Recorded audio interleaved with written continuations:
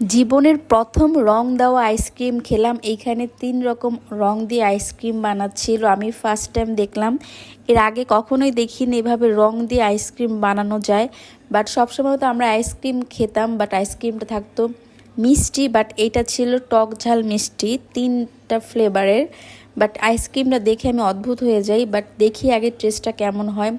তো আইসক্রিমটা বানানোর শেষ, সাথে একটা পাইপ দিয়ে দিছে যেন রসটা খাওয়া যায়। তো আমি এখন ফার্স্টে ট্রাই করব রসটা কেমন হয়, জানি না কেমন হবে। বাট খাওয়ার পর মনে হচ্ছিল মোটামুটি, কারণ হচ্ছে এটা 10-এ 5 দেওয়া যায়, 10-এ 10 দেওয়াই যায় না। বাট মোটামুটি ছিল আইসক্রিমটা। ফার্স্ট টাইম খেলাম, এক্সপিরিয়েন্স হলো। জীবনের প্রথম রং দেওয়া আইসক্রিম খেলাম। এইখানে 3 রকম রং দিয়ে আইসক্রিম বানাচ্ছিল। আমি ফার্স্ট টাইম দেখলাম। এর আগে কখনোই দেখিনি এভাবে রং দিয়ে আইসক্রিম বানানো যায়। বাট সবসময় তো আমরা আইসক্রিম